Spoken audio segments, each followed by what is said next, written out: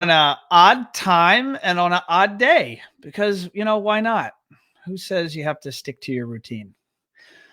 It is, what is it? It is Thursday. It's March 26th. It is 2 days before my birthday. So, yes, you're all invited to send me birthday presents. I'll look for them in the mail. And it is 6:00 p.m. And it is strange times, call for strange measures. And that is, there's a lot of people out there dealing with a lot of stress and drama due to this coronavirus and all the stresses in the economy and in life. And so I got to thinking, what are some things that I could do and my team could do to help? And so along those lines, I started to think of some people in my life that I'd like to introduce you guys to, and that would bring value and maybe some different perspectives on how to think about and deal with what's going on out there in terms of your personal lives and your business lives. And so in that regards, I'm going to be bringing you here for episode number 103, someone that is not from the industry. So John is one of maybe only a couple of people I've brought onto the show that are not from the industry. And but John is a business coach, a life coach, and I've known John since day one of my business, almost 13 years ago. And he's always been a rock. When he and I don't interact that often, but when we do, he's really a rock and a rock star in terms of the value that he brings to people in his life. So I know you are all gonna love him and learn something, and I'm excited for this interview. I am gonna go ahead over here just to Facebook just to make sure that we are in fact live. So it does look like we are live. So if you're out there, thank you. Don't forget to like the show, share, comment, and if you have questions for John as we go here, whether it's live or in post and it's already up there, we'll be monitoring the show, and be sure to comment. But let's go ahead and jump right into it here with John Garrity from Courageous Authenticity. So let me bring John in here. Hey, John, Ron, how are you doing? I'm good, buddy. How are you? I'm doing great. Great to see you. Awesome. So Thanks for having me on. Oh man, it's my pleasure. You and I were just having lunch, a couple of weeks ago, and we were talking about podcasting and going live, and then this thing happened. I said, well, man, John's top of mind. I want to bring him on. What thing happened? I have no idea what you're referencing. Oh, I love it. I love the well, we're gonna get into that. So what is this thing and how do we deal with it? But just for the audience here, they don't know you. So where are you coming to us from? Let's start there. Sure. I'm John Garrity, as you said. I'm coming to you from Palm Beach Gardens, Florida. Okay. And tell us who you are. Who you are and what do you do? What's the origin story of John Garrity? Okay, sounds great. So today I'm an executive coach and a business coach, primarily working with owners of closely held businesses, helping them to better align their actions with their values so that they consistently create the lives they want. Historically, I come out of really a servicing industry.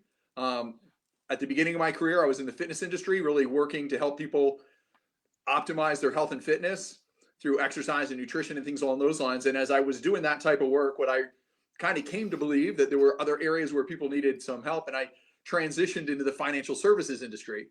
And I became a CFP and an accredited estate planner, and I worked with business owners in that area, helping them again to find ways to clearly envision what it was that they wanted to create in their lives, and then how to activate their financial plans and their financial resources to align those resources and values with their actions.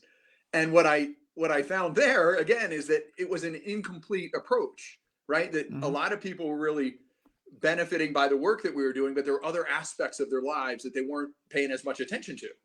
And so I had a really strange week-long period of time where I had 3 clients have big life-changing events that had nothing to do with whether or not they had money, but it had everything to do with whether or not they were living in alignment with their values.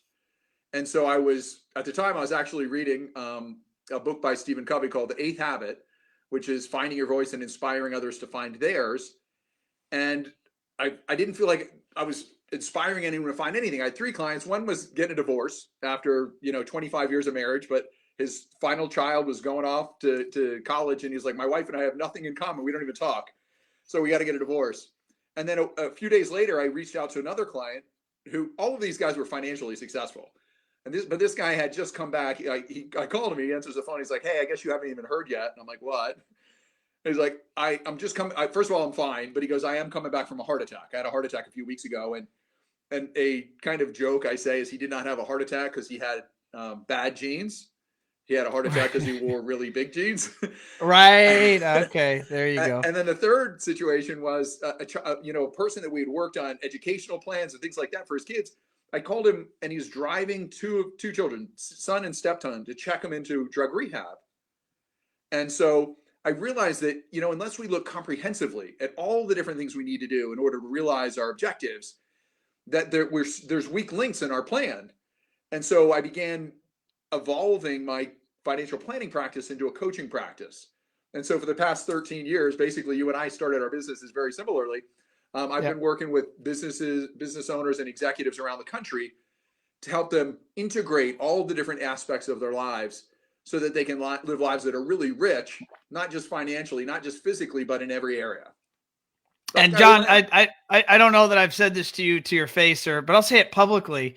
You were one of those rocks for me right when I launched my business. Yeah, I engaged you. Started. I remember the day you talked to me about evolving out of the work that you were doing in the sales position about, hey, I'm really thinking about doing this. I remember the day well. And I had met you when I was in that sales position. Yep. And because you were at an integrator that was a client of yours. Yep. And you were evolving and getting your thing going. So it's funny how the world works. Circles back, baby. It does. And here we are. So who's a typical client for you, just to kind of set the stage of some of the perspectives that you have and you bring? Like, who do you normally working with day to day? I work with small, closely held businesses. And small might be anywhere from, 5 employees to 300, 400 employees, right? Mm-hmm. Anywhere from $1 million to $100 million in that ballpark. And I typically work with the owner and some of the executive team to make sure there's alignment as it relates to, what is the purpose, what's our values, what are our principles, and then really help them to execute on strategies that they have to realize their goals and objectives. And I really do a lot of work around communication and relationship to make sure that people are communicating in effective ways, because that's one of the challenges we have in relationships, period, right? And so I do a lot of that work as well.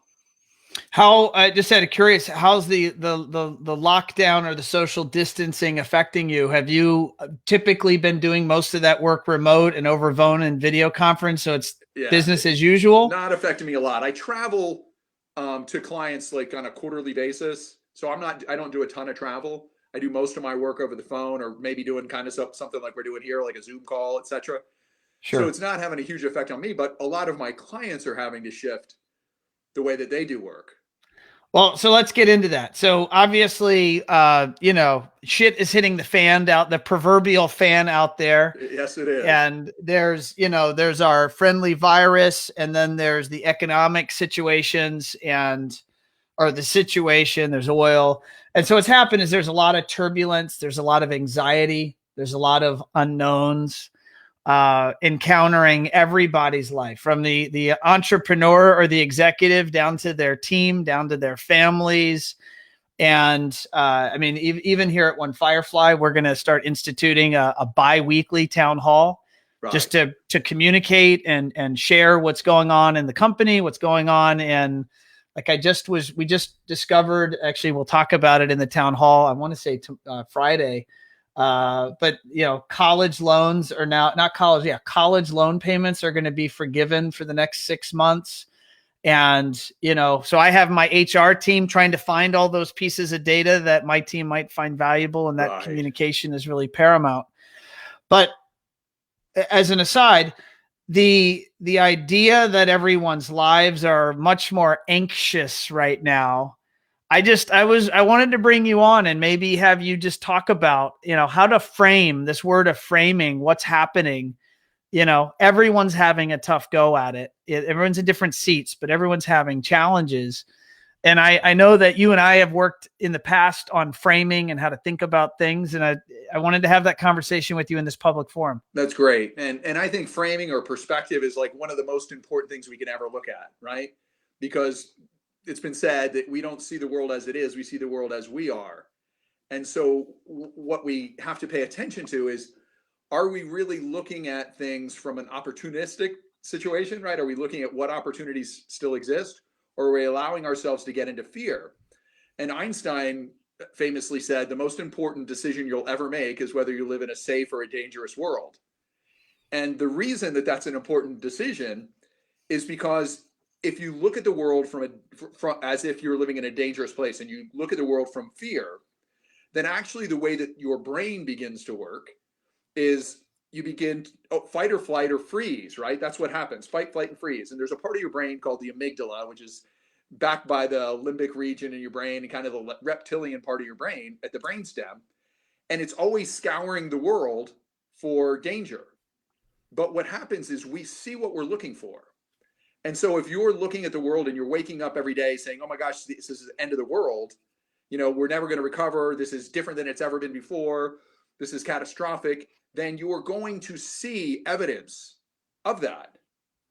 On the flip side, if you say, this is a challenge, and I've succeeded through tons of challenges in the past, right? I've moved through different challenges in my past, and we reconnect to our power to make that happen, then we're going to look for opportunities. How do we move forward? And speaking about like working with my clients, what I'm finding that's interesting is many of them are saying, you know, we're having to change our rituals, but some businesses are disrupted more than others. But many of them are saying they're shocked that there's actually a lot of efficiencies that are coming from working at home, working in different situations that they didn't have in the past. And even to the degree of communication, because when you have to be more intentional about your communication, you know, if somebody's sitting across the hall from you, you can go talk to them whenever, but that doesn't mean you do. Right. But if you know it's going to be more challenging, you may structure it and you say, hey, you know what? We got to really catch up on that collaboration we're doing. Let's put it on the calendar. And so what we're finding from a lot of the clients that I'm speaking with is their communication is enhanced, right? And a lot of people are switching from, okay, we're not going to just do a telephone call, but I want to do this because right now I can see you and I can see how you're responding. So when we're working in situations like this, you know, engage different media so that you can see how someone's responding. Are they engaged? Do they have a question? Are they following you? Right? And really think about, I want to listen deeply to what that person's saying, not just listen so I can respond, but listen so I really understand.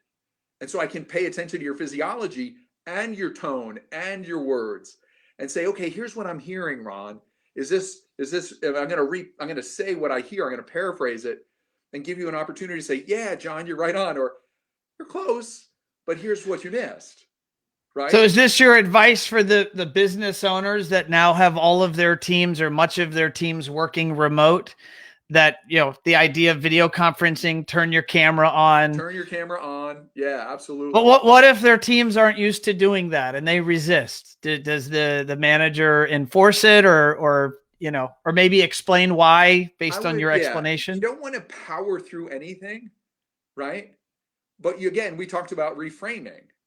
Right. So let's pretend that I'm speaking with you and I say, hey, what we're going to do is we're going to connect and we want to be able to do it visually. And, you know, you're an introvert and you say, hey, I'm not comfortable on this situation. You know, instead of saying, Ron, well, that's what we're doing and I made a decision. Right. So what I find really helpful, I call it aligned influence. OK. And what aligned influence is, I want to align with you in as much as I can, and then shift at a higher level to find where we align again. So I can acknowledge you and I can validate you. Hey, I can totally appreciate where you're coming from, because this is actually different, right? We haven't had to do this in the past. And being on camera in front of your friends, I can understand how it could feel as if you might be judged if you're not a rock star in this particular area, right? And while that's true, what else is true is that as an organization, it's going to be vitally important for us to be able to stay connected. to stay emotionally connected, socially connected, and to really be able to interpret one another and what we're saying, just as if we were sitting around a conference table. And so for that reason, I'm going to strongly encourage that everybody have the camera on so that we can read one another and we can connect. And what you'll recognize over time is it will become just like being in the conference room for you. Is that something you're willing to try out? Right? And I would think that business owners would get a pretty positive response if they took that well-intentioned approach. Right. And one of the things that I'll share is it relates to communication, because, you know, often I work with business owners who are often drivers, right? And so drivers want to get from point A to point B as fast as possible. And so sometimes when you introduce such a concept, right, it seems like why are you meandering? Dude, go straight at it. But when you go straight at it, the reality is you don't get the outcome you want. And so then you have a broken piece that you have to go mend later. And so what we want to recognize is that we're really, the shortest distance between 2 points is not necessarily a straight line. It's the path of least resistance.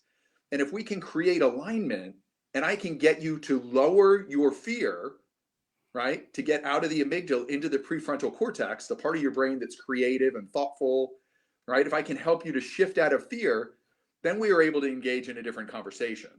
And it actually saves way more time than me slamming my idea. Does that make sense to you? I get it. I dig it. Now tell me more about reframing as it relates to the reality that there's so much uncertainty in the world. Okay. When will our businesses be able to get back to business? How is this going to affect employees? How is this going to affect the future of one's personal and professional life? And I know that you have a perspective around a prism, and there are different components of that. And it's a really interesting approach. We don't want to be overly optimistic. We don't want to be unrealistically optimistic. And we don't want to state that we know something we don't know. I think there's a Winston Churchill quote that I'm going to blow here, but essentially it says the worst leadership you can do is to make promises that are quickly swept away. Yes. So if we say to your employees, hey, you know what, we're going to work from home for the next 2 weeks, and then everything's going to be back to normal. If those 2 weeks go by and things aren't back to normal, you lose credibility, right? And instead of diminishing their fear, you begin to increase their fear because you've made promises that didn't come true. There's you and I think I've had a conversation in the past as it relates to Good to Great, right? With James Stockdale. That's funny. I have the. You got the book? One of my favorites. You can see it right behind me, right? That's right. Awesome. Love it. So anyone who's never read that book, Jim Collins is an outstanding author. He's done a tremendous amount of research. This was a research program written by Jim and his graduate students at Stanford. And what they were looking at is how do businesses differentiate themselves from just being good to becoming great? And there's different principles inside there. One of those principles is what they call the Stockdale Paradox. Or I think they may call it face the brutal facts. But it's that was the guy that was like the high level officer, right? Right. He was an admiral. Right. He was Admiral Jim Stockdale, and he was imprisoned in POW camp in Vietnam, the Hanoi Hilton, right?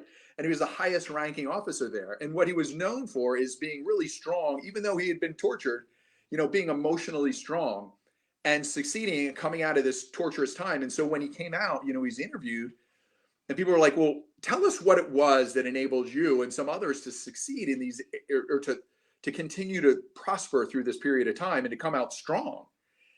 And one of the things he said is that he says you have to face the brutal facts, but never lose faith that you will ultimately prevail. And he actually referenced the optimist, right? The guy that thought I was going to get out in 2 weeks, right? 2 weeks from now, everything's back to normal. And those 2 weeks would go by and they'd do another 2 weeks. And what would happen is they lose faith and lose energy, and they quickly died. The other people that didn't make it at all, or as you might imagine, are the cynics, right? So we don't want to be the overly optimistic person, nor the cynic. We want to be the person that says, hey, you know what? Right now, we're in an environment that we've never really seen before. But we're going to learn, right? That we've shifted as a society often and learned how to continue to prosper and add value. That's what we do professionally, right? We learn how to add value. That's what we get paid for. Now, we may have to shift the medium through which we do that, the way we engage, how we engage, but we're absolutely going to learn that. And so what we want to do is say, okay, there's things that are different, but we can absolutely learn this, and we will ultimately prevail in the end. The other thing that I think is important to think about is not only will we prevail in the end, but as long as we bring our best and add value at this time, this may ultimately, we'll look back on it and say, most productive time ever. Because we were willing to stay engaged and to add value, right? When other people were running away. And so when other people run away and we dive in and we continue to think about, how do I add value to my client? How do I add value to the world, right? That's when we begin to differentiate ourselves. And so under this turbulent time, you got to recognize that this is actually an incredible opportunity to. It's an opportunity to lead. It's an opportunity to lead. And it's a time when we need that leadership, right? So really important. So one of the things that you mentioned, the prism of perspective, and I'll do my best to describe this to you. And then I'll send to you the graphic that you can send out to your. Yeah, I'll add it to the comments on the Facebook Live page. Now. But anyway, if you guys will allow me, right? Everybody understands how a prism works, right? So you have white light that comes into a prism, and then it's refracted. And what happens is the white light is refracted and it's separated into its component parts, right? And you might see, red, orange, yellow, right? The colors of that we were aware of, right? And so what I want you to do is recognize life is just like that prism. And life comes at you with all of the different possibilities inside it. And so depending on how we have our life refracted based on filters we put in, we might experience life as a victim with a very low level of energy, feeling like the world is just happening to us. We might be a little more positive than that and be a fighter, like this is a dangerous world, but I'm going to fight my way out of it. But again, remember what Einstein said, dangerous world, not where you want to be. We can move up to the point where we're not feeling it's dangerous, but we're feeling it's limited. And so we're in a situation where we may negotiate or manipulate because we think, I got to get mine because there's not enough for you. So if you think about negotiating in a situation where you're really not thinking about the win-win for the client, you're just thinking, I'm going to get as much as I can get for myself. You might win that particular action, but you're not going to win that client. You're not going to win that relationship. Sure. On the flip side, you might say, there's not enough for everyone. So I'm going to give to Ron and I'm going to lose in this situation. Right. So you can be a contributor, right, but not really think about the way you can win. But what we want to do really is move upstream to a place where we're abundant and we're safe. And that's really collaboration, partnership, and co-creation.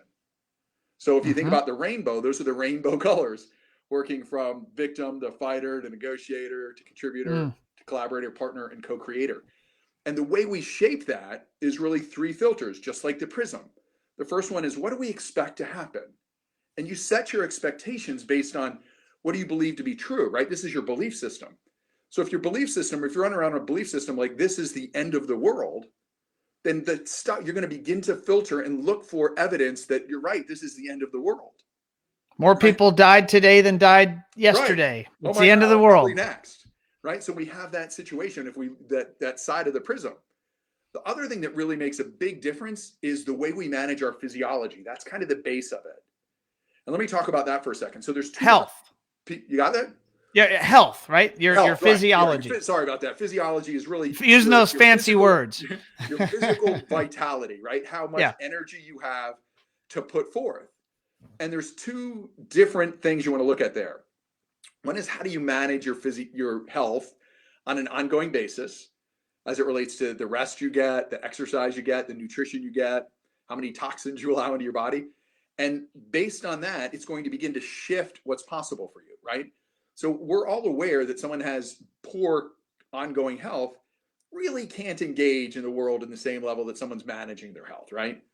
They might be capable at a certain level, but they're not hitting their optimal potential because they don't have the physical strength to do it. The other part is that in every single moment, you have an opportunity to shift the way your physiology shows up. And what I mean by that is imagine if I were to describe to you, let's go back to that victim, right? Mm-hmm. What does the victim look like physically when he walks into your room? Describe him to me. I would say that person is defeated. Maybe they're looking at the ground. Maybe they're hesitant to give eye contact. Maybe their shoulders are slumped. Right. Maybe So, they drag their feet. Exactly. There you go. That looks right. like a victim. Good Right. job. So I'm like, oh my God, this is just horrible. So what happens? You ever hear, I mean, most of us are aware of the like mind-body connection, right? We often think the mind to the body, but it also goes body to the mind. And so when I'm in that literally get into, if you're listening and paying attention to this, drop yourself into that kind of victim state and really feel what it feels like. What's actually happening is you're sending a message to your brain that you're at risk. And when you're at risk, what happens is we're now in stress. And we're in stress, the chemicals that are released in your body are cortisol, adrenaline, epinephrine, norepinephrine, right? They're designed for short-term bursts of energy. But if we're doing it in a chronic way, it's actually really bad for our health, right? Mm-hmm. And we're not expecting to win. We're not envisioning the future. We don't bring power to our day. We don't wake up in the morning and say, here's what I'm going to achieve today, and I'm going to bring my power to it, right? We're kind of, on the flip side, if you manage your physiology, right? Just think of the difference between this and this. Well, Mm-hmm. when you're in this powerful state, literally the different chemicals that are being released are dopamine, serotonin, oxytocin. Those are the good drugs. All the good ones. They literally like. I want those good drugs. They're endogenous. It's like literally endogenous heroin, speed, marijuana, and cocaine. Like literally the triggers in your brain. But what's great about it is it gives you the perfect trigger. So you get all the positivity out of it without the negativity. You don't get any, it's no detriment to your health, but it gives you like a bit of the bump that you're looking for, right? So the chemicals are really changed there. And so if we pay attention to what we believe and how we manage our physiology, we have this last situation of how do I frame this, right? Because it's possible, like right now, for something to happen, right? The economy is not doing spectacular right now. We're in different levels of quarantine, depending on where we live. So now we have to frame it, right? We could look at it and go, oh my God, this is horrible. And this is the worst thing that's ever happened. Or we can look at it and say, how else can I look at this? There's a guy named Mark Goulston. He's a psychiatrist and a hostage negotiator, wrote a book called Just Listen. And he talks about how we engage in this way. And he has a little 5-step process that he basically says, everybody in the world can get from oh fuck to okay in a couple of weeks. Right? Don't worry, you're allowed to curse on this show. So there's no rule. I should have got clearance, right? Anyway, hope I didn't offend anybody. But actually, he says oh, and he has all these little. I think he meant oh fuck, but he didn't really say it. So anyway, when you think about it, it's like oh fuck to okay in a couple of weeks, right? So that means like you're going to spend a couple of weeks being unproductive. But what really happens during those 2-week period of time is you go from the amygdala, that part of fear, up to the prefrontal cortex. That's all that's happening. And so since we know that journey, why does it have to take 2 weeks? How can I shortcut it?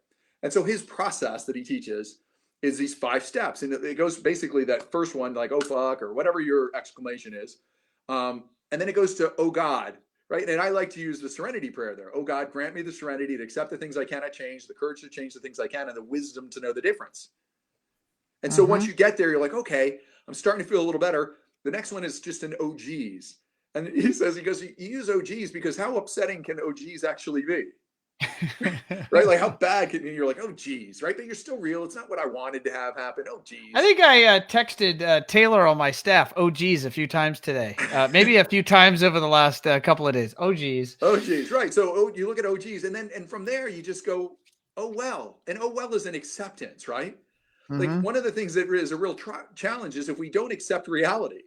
Right? Oh, well is acceptance of reality. Oh, well, this is what's true. And then the next step is, okay, I'm ready to engage. Right? So I went from oh, fuck to okay. I can wait 2 weeks or I can intentionally move in that way. And think about it. Oh, fuck is victim. Okay is moving your way up into I'm here. I believe I have the potential to succeed. I'm not a victim. I'm going to move forward. Right? I have a client, a friend of mine, Jeff Miller. And I was sharing this with him at one time. And he shared, he goes, isn't there a 6th one? And I go, what's that? And he goes, oh, yeah. So what we're doing is we're moving our way so that we can be fully engaged, right? And so if you think about that, again, if you think about the prism, Pay attention to the beliefs that you're holding, because you're going to create the reality that you're looking for. We find what we're looking for. Mm-hmm. If you ever heard anyone say that was a self-fulfilling prophecy, everything is a self-fulfilling prophecy. So we want to think about, okay, so what am I expecting to have happen? How am I managing my physiology, my health in the moment and on an ongoing basis? And how am I doing that process of moving from, oh fuck to okay in a hurry, right? What is the way that, I mean, people that are listening, and by the way, I've got a few people commenting here, so let me give them some credit. We have Allison. She says, "Hi, John. Super excited to have you on the show." Hi, Allison. Thanks for And I've got having me. Chris coming to us from the UK. He says, "Cool late night show for us." It is a late night show. It's midnight, 12:30. What are you doing up this late, I Chris? told Go you to you need to bed. get your sleep. Exactly. All right, just sleep in tomorrow. Tell the boss you have my permission. That's funny. But no, what in terms of how to you talked about the 5 steps, how to raise, the OF to okay or oh yeah, how to do that quickly. The average person, if there is such a thing, does it in 2 weeks, and a more I don't know what the word is, advanced, trained, practiced, experienced All person of those, really, right? maybe can do it quicker. Maybe Right, more from conditioned, right? It's so how do you get there? How do you do that? What's the strategy? Like, it sounds right. Right, sounds right. Yep. I'm buying in.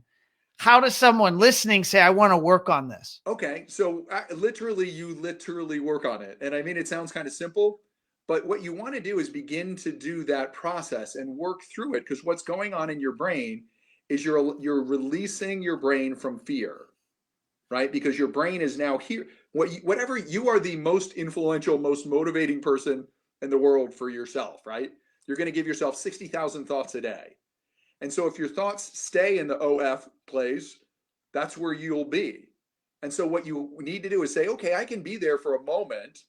I can acknowledge that I wish that we weren't in quarantine, because otherwise you're just set, you're going to keep telling yourself, liar, liar, right? But if you say, yeah, I'm not really happy about that, but then let me accept, right? So, oh God, grant me the serenity, grant me peace to accept to accept reality, the things I cannot change, the courage to change the things I can, and the wisdom to know the difference. And one of the things that I have always thought about this is, too often people really focus on the acceptance, but not really thinking about the courage and the wisdom, right? So they're like, okay, I can't really do anything about that, I'm gonna accept that.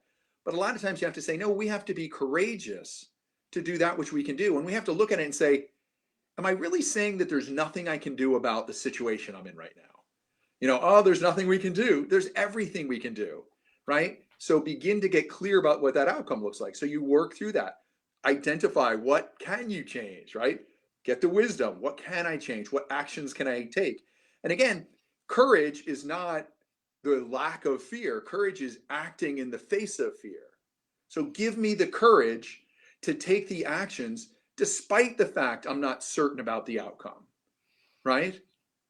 And then again, oh geez is just really like accepting the reality, like this is, oh geez, this is not as huge as we thought. And oh well brings us right back to, I want to accept, oh well, this is true. Goes back to James Stockdale, right? Accept the brutal facts. Never let go of the faith that you'll ultimately succeed. I'll tell you another strategy while we're sharing this that works in a similar way. It's a little different. Sure. I call this the 5 questions. And I embraced this from. I'm taking notes, by the way. This is great. I'm gonna have to rewatch my video. Good. So anyway, the 5 questions it came to me through a guy named Kurt Wright. He wrote a book called Breaking the Rules quite a while ago. He was one of the early. He was a contemporary of Maslow, right? So Maslow's hierarchy of needs. But what he said is, when he was studying what he called effortless high performers and wholehearted livers, right? People that dove into their life wholeheartedly without fear. And what he found is that the way that they looked at the world was different, in that they asked themselves different questions.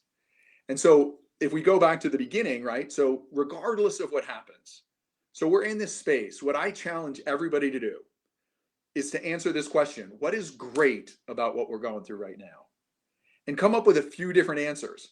Don't say nothing is great, right? Because there are absolutely opportunities in here, and we can't move forward until we embrace what's great about this. And then think about what's the principle of this? What makes that principle great? So it's what's great about this is your first question. What makes it great is the second, right? So what's great about this is there's a lot of volatility, and we're having an opportunity to revisit how we want to structure and how we strategically want to move forward to achieve the goals and objectives that we have. And so that's awesome. So why is that awesome is basically the second question, right? What's the principle behind that? The principle is that the more clear we are about what it is that we're really trying to do, and the better our strategy is developed, the more energy we have to move forward, because we're moving a lot of the blocks and barriers out of the way. And then once we're in that place grounded and now kind of feeling safe, now we get to envision what would be ideal. And this is really an exercise that everybody should be doing. What would be ideal? What does outstanding look like when this is over for you? Like, what did you learn? How did you grow? How did your team grow? What systems were improved? What processes were enhanced? Like, what does ideal look like? And then once you do that work, now you get a chance to juxtapose what ideal looks like and what you have, right? So the next question is, what's not perfect yet? And so you get to identify, okay, here's the projects I need to work on, right? This is what's not perfect yet. Here's the things that our communication strategies may not be great. We don't have, clarity. We weren't really planning. We hadn't planned around this kind of situation, so we identify what's not perfect yet. And the final question is, what resources do I have to make it so, right? So then after you identify that gap, now you're like, what resources? Intellectual capacity, are there things you can learn? Are there people in your life? Like, what other resources can you tap into? And this is a great time to really be a collaborative human being, right? And to think, who else is available that maybe I can tap in and collaborate with? That's a resource. The people, your skills, your money, all of those, your effort, your attitude, I can tap into a great ritual of getting my mindset in the morning, right? I mean, everybody needs to exercise, right? But we also have to exercise our minds. We have to think about, how do I position myself to have a great attitude when I wake up in the morning? Because sometimes people act as if it gets thrust upon them. Like, it's my attitude's not my responsibility. I'm just really, right, I'm angry, or what, I'm an angry person, or I'm a frustrated, but it's accepting responsibility for our thoughts, our beliefs, our attitudes, and having a practice in place. I'm a big believer in creating rituals, right? So create the rituals that are going to allow you to create the success that we're looking for, right? And so that might be meditation or prayer or journaling or a combination of all of them, right? What is it that you're doing in the morning so that when you get out, you're ready to rock and roll, and you have the great expectation so that your belief system is attracting what you want, and you're seeing the world from a frame of possibility instead of a frame of fear. Love it, John. I'd love if your game, and we've been on here for a little bit. What is this? Almost 40 minutes or so, believe it or not. Mm-hmm. I would love if you'd be game to talk about, you've done something rather interesting and special in your fitness, your approach to fitness. Yeah. You talk about physiology being one of the important filters for the Prism.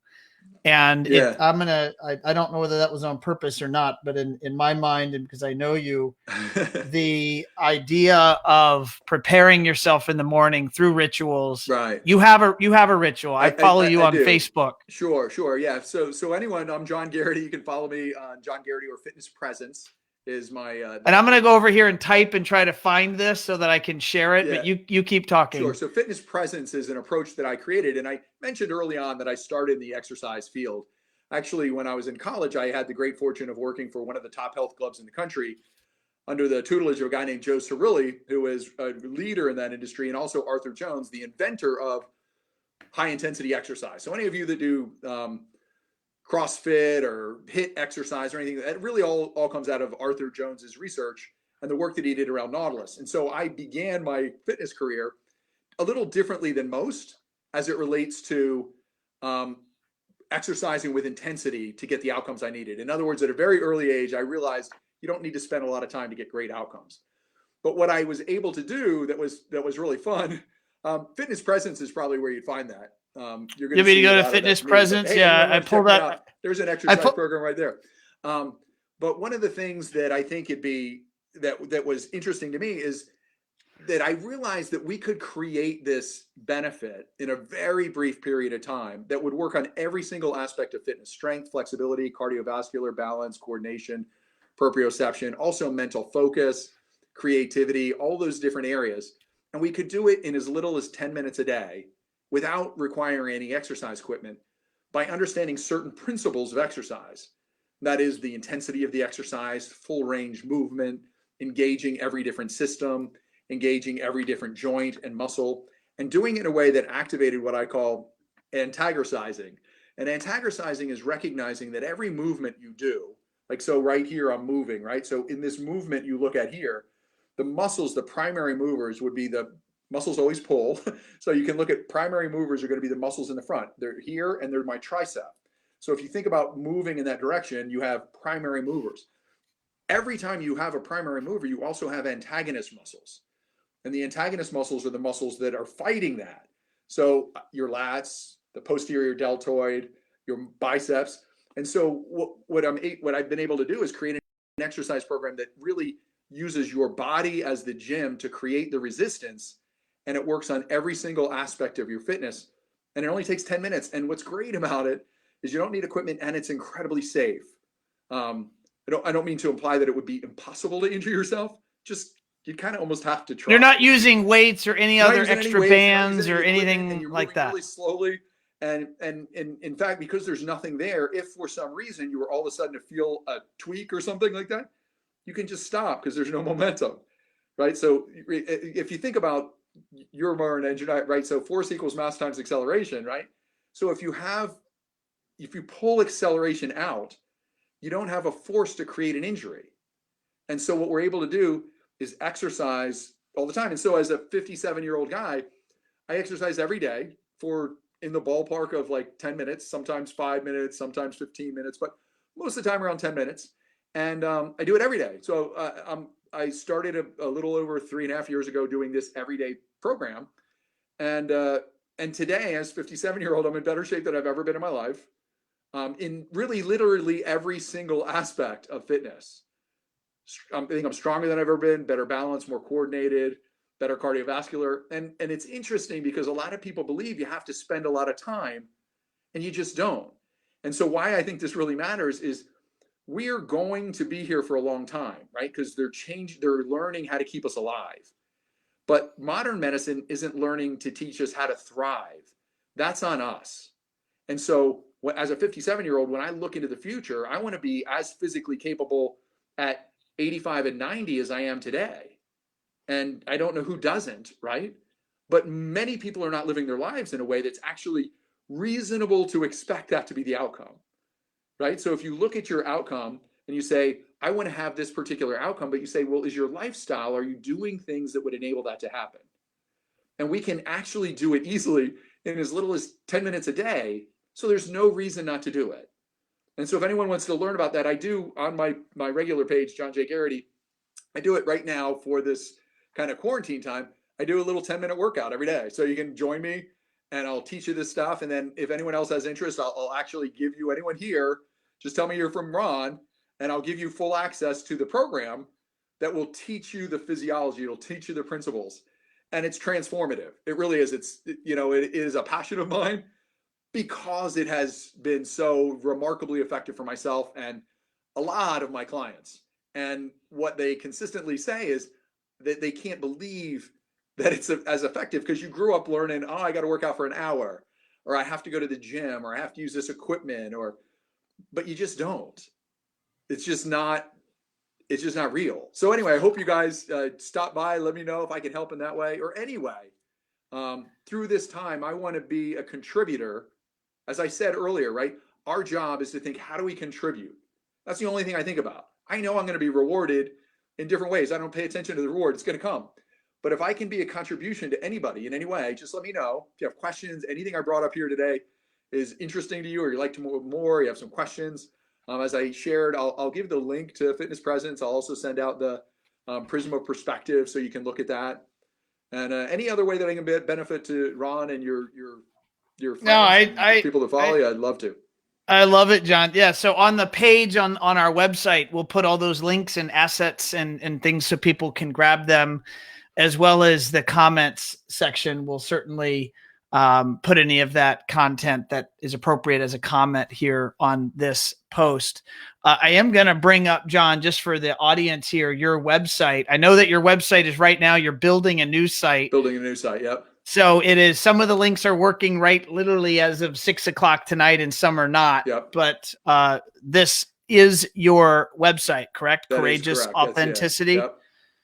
And is that the best way for people to find you or get a hold of you? Yeah, is to go to that really website? Again, I am social media. I'm more active on Facebook than I am other sources. Just, I don't know, I just older and I got started that way.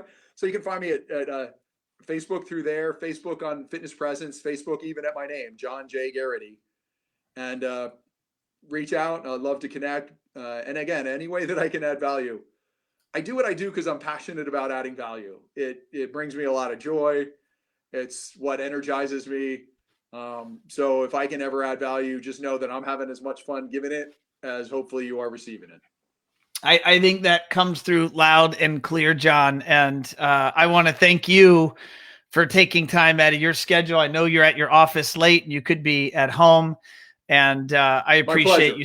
I appreciate you sticking around and doing this. And you know, my audience appreciates it as well, man. This is this content is it's needed always, but I'm going to say that it is maybe even more so right this minute when so many people are in need of some guidance and direction. Yeah. Let me just real quick. If we can all recognize that this is an amazing time to fully engage and add as much value as we can, we're going to look back on this as being one of the most remarkable gifts that we've been given, right? When everything is steady and concrete, you know, there's not as much movement, but when everything is shaking, we have an opportunity to create the world we want. And so it's important to really use this time to think about the values that you have, to think about what you care about, and think about how do you act to engage that more and bring forth a contribution toward that. And again, I think that even though there's going to be some pain in the transition, at the end, we're going to look at it and realize that we actually prevailed and that we were better for it. And that we grew. Yeah. That's wise words from a wise man. My John, pleasure, brother. It's yeah, man. Knuckles through the screen there. Thank you, sir. 6 feet. That's it. All right, brother. We will be in touch. Thank you for coming on. And I'm going to wrap up here. Okay, all right. Sounds great, buddy. Take care. Thank you. All right, guys. So there you have it. That was the one and only John Garrity from Courageous Authenticity. Certainly wise man, a lot of great ideas on how to frame things. Frame the current situation. My promise to you is that we all will get through this. We'll land on the other side, and you just got to stay the course. And, you know, if you want to read this show, remember we put the transcripts up on our website. So we should have that up there. It might take a few days, but we'll have that up on our site. And again, if you have not already done so, don't forget to subscribe to the podcast. So I know that catching the video sometimes can be challenging for folks, and it's maybe not always the best format for, you know, collecting this content or really consuming it, but that's why you have the podcast. So just go to your favorite platform and search up Automation Unplugged, and we'll have all of our shows. Again, just an insight. We're going to try to be producing a couple of shows a week, you know, over the next few months. That's our game plan here. And it's really for you. So if there's content that would be helpful, just reach out, let me know, reach out to my team. And if there's guests that you want me to have on, let me know that, and we'll do our best to get them booked. So on that note, I'm going to sign off, and thank you all so much. Have a good night. I'm going to go get me some dinner. So I'll talk to everyone soon. Be well.